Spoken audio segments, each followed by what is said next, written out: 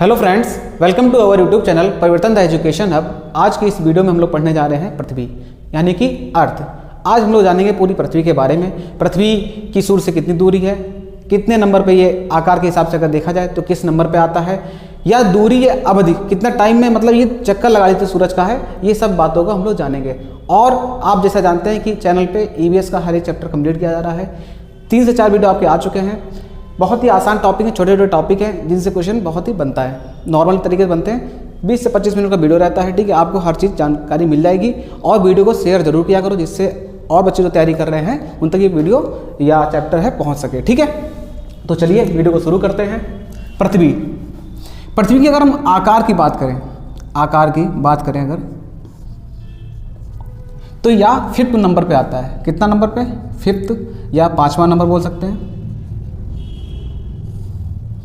5वें पे आता है कौन? पृथ्वी, ठीक है।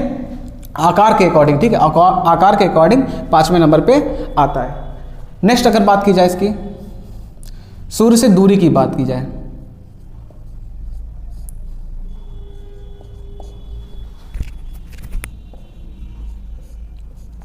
दूरी 3 टाइप की हो सकती है। कैसी? एक तो मिनिमम, ठीक है, एक मैक्सिमम और एक आपकी एवरेज, ठीक है। सूर्य और पृथ्वी की जो मिनिमम दूरी है वो कितनी है? 14.76 किलोमीटर, करोड़ किलोमीटर। मैक्सिमम दूरी की बात की जाए तो 15.21 करोड़ किलोमीटर। और अगर एवरेज की बात की जाए तो 14.98 करोड़ किलोमीटर। अगर पृथ्वी के जलमंडल की बात की जाए कि पृथ्वी पर जल का हिस्सा कितना है, जैसे ये पृथ्वी है, ठीक है, इस पर अगर जल की बात की जाए और स्थल की बात की जाए, कितने प्रतिशत भाग पे जलमंडल है और कितने प्रतिशत भाग पर स्थल मंडल है, तो ये जानिए 71% हिस्सा जो है पानी से घिरा हुआ है, जिसके कारण हम लोग इसे ब्लू प्लैनेट के नाम से भी जानते हैं। ब्लू प्लैनेट या फिर नीला ग्रह के नाम से भी जानते हैं। स्थल की बात की जाए तो यह 21% पे, जिस पे हम लोग रहते हैं, पानी पे तो कोई रहता नहीं है, ठीक है। जिस पे रहते हैं वो कितना हिस्सा है पृथ्वी का? 21% भाग पे हम लोग रहते हैं, ठीक है। बात की जाए अगर पृथ्वी की अवधि की, अवधि का मतलब बेटा सूर्य, और ये सूर्य हो गया और ये पृथ्वी है, ठीक है। तो सूर्य का जो पृथ्वी का परिक्रमण काल है, ठीक है, परिक्रमण का मतलब क्या होता है? सूर्य के चारों ओर घूमना। जैसे नहीं पौधे के चारों ओर परिक्रमा की जाती है, मंदिर में जाते हैं तो परिक्रमा करते हैं, तो ऐसे पृथ्वी परिक्रमा करती है किसकी? सूर्य की करती है, ठीक है। सूर्य की परिक्रमा करती है, ठीक है। सूर्य की परिक्रमा करने में कितना समय लगता है, ठीक है। समय की बात की जा रही है यहाँ पे, समय कितना लगता है। अगर इसकी बात की जाए परिक्रमा करने में 365 डेज,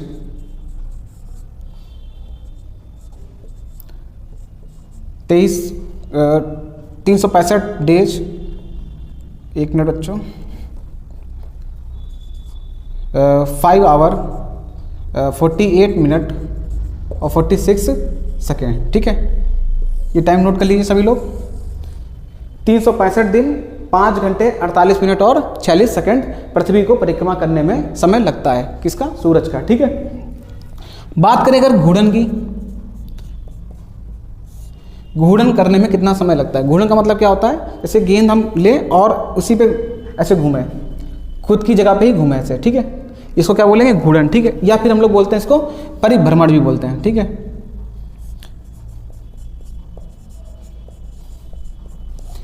पृथ्वी को कितना समय लगता है पूरा एक चक्कर घूमने में? तो इसको जो समय लगता है 23 घंटे 56 मिनट 56 मिनट और 4 सेकेंड।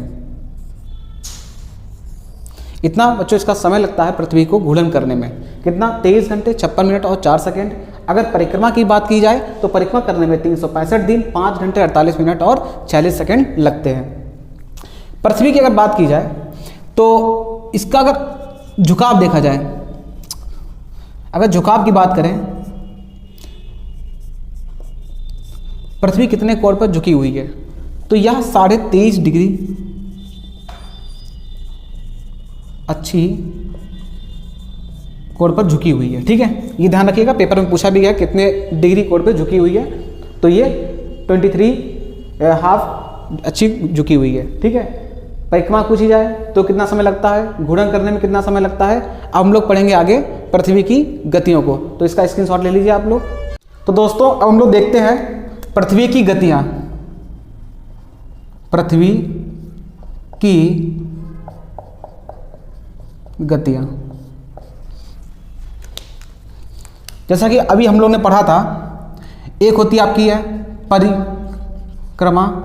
परिक्रमण, एक होती है परिभ्रमण, जिसको हम लोग क्या बोलते हैं, घूर्णन गति भी बोलते हैं, घूर्णन गति भी बोलते हैं। और आपको इसको इंग्लिश में अगर बात की जाए तो रेवोल्यूशन बोलते हैं, रेवोल्यूशन। ठीक है, परिक्रमण इसे हम लोग दैनिक गति भी बोलते हैं, दैनिक गति।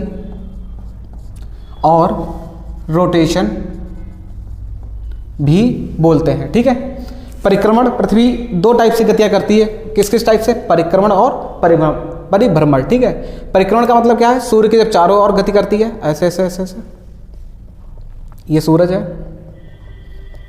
तब इसे बोलेंगे हम लोग परिक्रमण। इस गति को क्या बोलते हैं, परिक्रमण बोलते हैं। परिभ्रमण की अगर बात की जाए तो जो दिन रात होता है वो किसके कारण होता है, परिभ्रमण के कारण होता है। ऋतुओं का जो परिवर्तन होता है, क्वेश्चन बेटा ऐसे भी पूछा गया है पेपर में कि ऋतुओं का परिवर्तन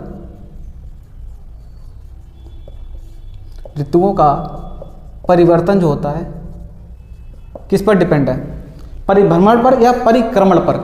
तो इसका आंसर जो होगा बेटा वो होगा परिक्रमण पर। ठीक है, ऋतुओं का परिवर्तन परिक्रमण पर डिपेंड होता है। हम लोग आगे पूरा पढ़ेंगे। ठीक है, अब बात करते हैं दिन और रात। अगर जैसे सन यहाँ पे है बेटा, ठीक है, अगर पृथ्वी यहाँ पे है तो पृथ्वी के आधे हिस्से में क्या होगा, जो सामने हिस्सा होगा उसमें क्या होगा, दिन होगा। ठीक है, और जो पीछे हिस्सा है वो रात होगी। ठीक है, जब पृथ्वी अपने अक्ष पे घूमेगी, परिभ्रमण करेगी, तो क्या होगा, 12 घंटे इधर दिन रहेगा और 12 घंटे इधर रात। जब 12 घंटे बाद ये वाला हिस्सा इधर आ जाएगा तब क्या होगा, तो इधर दिन हो जाएगा, फिर इधर क्या हो जाएगी, रात हो जाएगी। बेटा पेपर में आपका क्वेश्चन पूछा जाता है उपसौर और अपसौर से। उपसौर क्या होता है, अपसौर, बहुत रिपीट क्वेश्चन है। ठीक है, इस बार भी पूछा गया था, तो इसको हम लोग देख लेते हैं। उपसौर और अपसौर क्या होता है, उपसौर और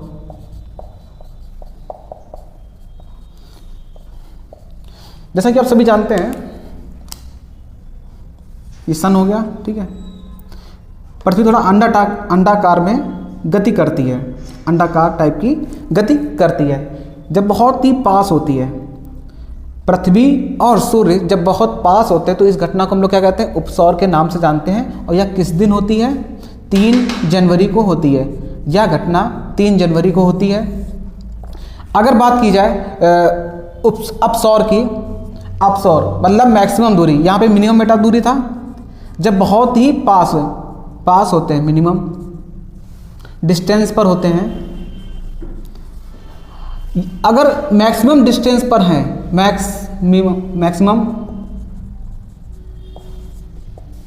मैक्सिमम डिस्टेंस पर हैं, तो यह दूरी उपसौर कहलाती है। ठीक है, जब पृथ्वी और सूर्य बहुत दूर पे हैं, ठीक है, मैक्सिमम दूर हो सकते हैं, वो स्थिति अपसौर कहलाती है। जब बहुत क्लोज आ जाते हैं तो क्या होता है, उपसौर होता है। तो 3 जनवरी को क्या होता है, उपसौर होता है। और अपसौर की बात की जाए, मतलब इतना राइमिंग वर्ड है ना एकदम, उप और अप। ठीक है, तो इसमें बोलने में थोड़ा सा वो हो रहा है बेटा। उपसौर और अपसौर, यह बेटा 4 जुलाई को होता है। क्या होता है, 4 जुलाई को। 4 जुलाई को पूछा जाए, ये डेट ही मैक्सिमम पूछी गई है, क्वेश्चन बना है। अपसौर किस दिन होता है, 4 जुलाई को होता है। उपसौर कब होता है, 3 जनवरी को होता है। क्यों होता है, मतलब क्या कारण है इसका है, तो मिनिमम डिस्टेंस होती है किसके बीच में, सूरज और पृथ्वी के बीच में। अगर अपसौर की बात की जाए तो यहाँ पे मैक्सिमम डिस्टेंस होती है जब बहुत दूरी पर होता है। अब हम लोग आगे पढ़ेंगे, इसको आप नोट करिए। तो अब आगे हम लोग जानेंगे, जैसे कोई भी शहर हो गया,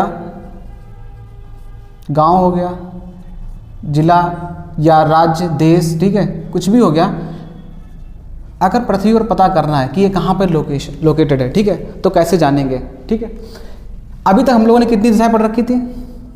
8, ठीक है। आप इसको उत्तर बोलते हैं, ऊपर वाली को, नीचे वाली को दक्षिण, इधर क्या बोलते हैं? पूर्व, और इधर पश्चिम, ठीक है। इस वाली को क्या बोलते थे? इसको बोलेंगे उत्तर पूर्व, उत्तर पूर्व। नीचे वाली को बोलेंगे दक्षिण पूर्व, दक्षिण। इसको हम लोग बोलते हैं दक्षिण पश्चिम, दक्षिण पश्चिम। और इसको क्या बोलते हैं?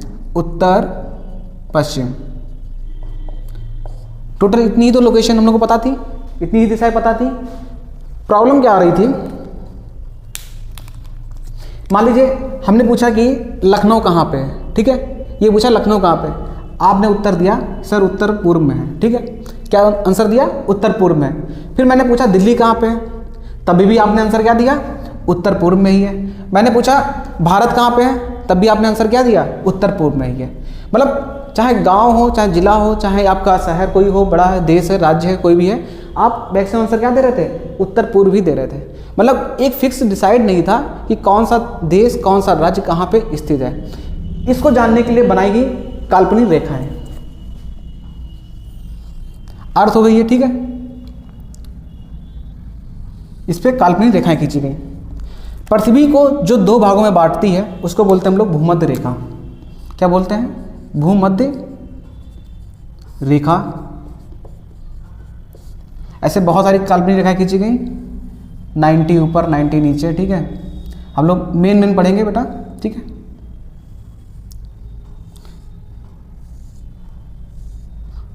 जो 36 लाइनें हैं, ये जो 36 लाइनें हैं, 36 लाइन है जो, इनको हम लोग क्या बोलते हैं? अक्षांश बोलते हैं।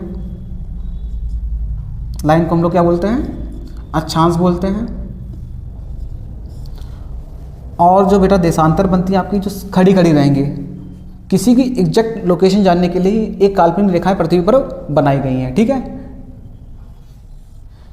ये बेटा जो खड़ी खड़ी लाइनें होती हैं उनको हम लोग क्या बोलते हैं? देशांतर रेखा। लॉन्गिट्यूडनल, जो लेटी हुई है वो लेटीट्यूड, ठीक है। ये वाली जो रेखाएं होंगी बेटा क्या होंगी? देशांतर रेखा होंगी। इससे हम लोग क्या कर पाएंगे? कौन सा शहर या कौन सा देश कहाँ पे स्थित है, ये सब चीज़ें जान पाएंगे। जो बेटा 0 डिग्री यहाँ पे है, जो पृथ्वी को 2 भागों में बांटती है, वो क्या है? भूमध्य रेखा है, ठीक है। मेन में हम लोग अच्छा जान लेते हैं कौन कौन से होते हैं। एक आपसे जो एग्जाम सबसे ज़्यादा पूछा आता है, ट्रॉपिक ऑफ कैंसर, मतलब कि मकर रेखा, सॉरी कर्क रेखा ऊपर होती है आपकी, है कर्क रेखा। ये कितने डिग्री कोण पे होती है? 23.5 डिग्री कोण पे होती है। ध्यान रखिए, पृथ्वी के केंद्र से, जैसे यहाँ पे देखिए ये कोण कितना है? 0। थोड़ा और बढ़ेगा, 1 2 3 4 5 6 7 8 8 9 ऐसे करके करके 23.5 डिग्री तक आपका पहुँचता है। तो जो कर्क रेखा है वो आपकी कहाँ पे है? 23.5 डिग्री कोण पे है। अगर मकर रेखा की बात की जाए, वो इक्वेटर भूमध्य रेखा के नीचे है। कौन सी? मकर रेखा। ये भी 23.5 डिग्री पर स्थित है। मकर रेखा ये भी 23.5 डिग्री पर उपस्थित है।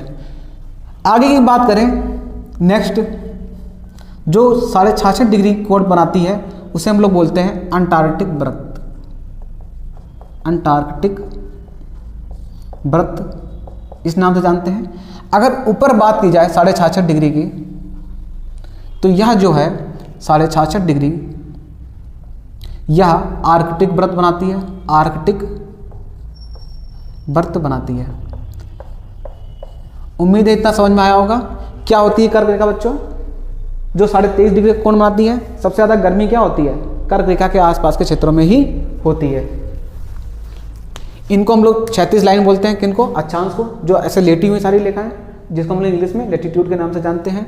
इनके अगर बीच की बात की जाए, बीच की दूरी की बात की जाए, दो अक्षांशों के बीच की दूरी की बात की जाए, पेपर में ये भी क्वेश्चन बना हुआ है, तो ध्यान रखिएगा 111.32 किलोमीटर, ठीक है। दो अक्षांश के बीच की दूरी कितनी होती है? 111.32 किलोमीटर, ठीक है। टोटल अगर अक्षांश की कभी बात की जाए आपसे कि पूछ लिया जाए टोटल अक्षांश कितने होते हैं,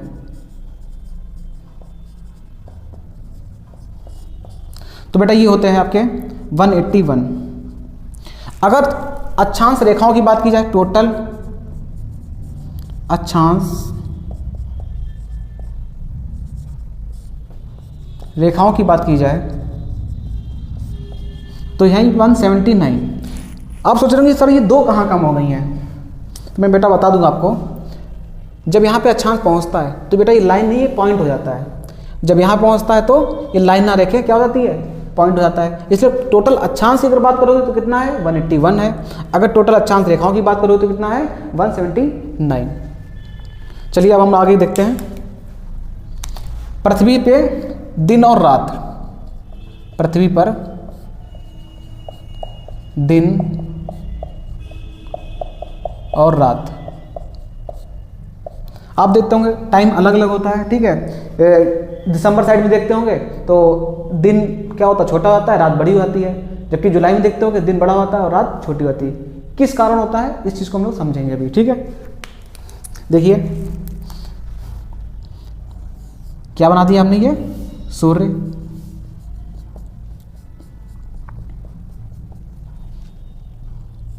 आपको पता है पृथ्वी 365 दिन घूमती रहती है। पृथ्वी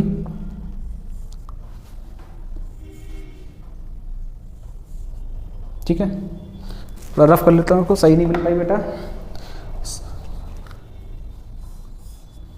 ड्राइंग पे मत जाइएगा आप लोग, चीज़ें सिर्फ समझनी है आपको है बेटा।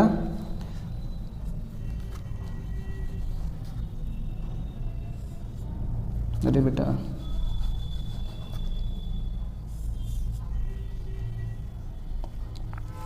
देखिए ये पृथ्वी की हमने 4 तरीके की डिस्टेंस दिखाई है, ठीक है। 4 तरीके से पृथ्वी को हमने आपको दिखाया है। सभी की मैं डेट लिख देता हूँ पहले। ये आपका बेटा है, पहले लिखता हूँ इसको 23 मार्च, 22 सितंबर, ठीक है। इसको लिखता हूँ बेटा 22 जुलाई जून, और इसको लिखता हूँ बेटा मैं 22 दिसंबर, ठीक है। बेटा 4 डेट याद रखना ही है, 23 मार्च और 21 सितंबर। इसको 21 कर लीजिए। हर डेट पे क्या आपको सीखना यहाँ पे है, अभी मैंने बताया बीच में कौन सी रेखा होती है? भूमध्य रेखा होती है, सही बना लीजिए। पृथ्वी को 2 भागों में बांटती है, ऊपर वाले भाग को हम लोग बोलते हैं उत्तरी गोलार्ध और नीचे वाले भाग को बोलते हैं दक्षिणी गोलार्ध, ठीक है। जब सूर्य की रोशनी जब इसमें उत्तरी गोलार्ध में पड़ रही होती है, आपको पता है पृथ्वी 23.5 डिग्री पे झुकी हुई है, ये सारी जो किरण है या धूप है वो किस पे पड़ेगी? उत्तरी गोलार्ध में पड़ेगी। मतलब सन क्या हो गया, सारी धूप जितनी भी है, गर्मी है जितनी भी है, या जितना भी प्रकाश है वो कहाँ जा रहा है? उत्तरी गोलार्ध में जा रहा है। यहाँ तो रोशनी नहीं पहुँच रही है। इसका मतलब क्या होगा? ऊपर गर्मी होगी, नीचे क्या होगा? सर्दी होगी, ठीक है। दक्षिणी गोलार्ध में, ये दक्षिणी गोलार्ध है बेटा, और ये वाला ऊपर वाला उत्तरी गोलार्ध है।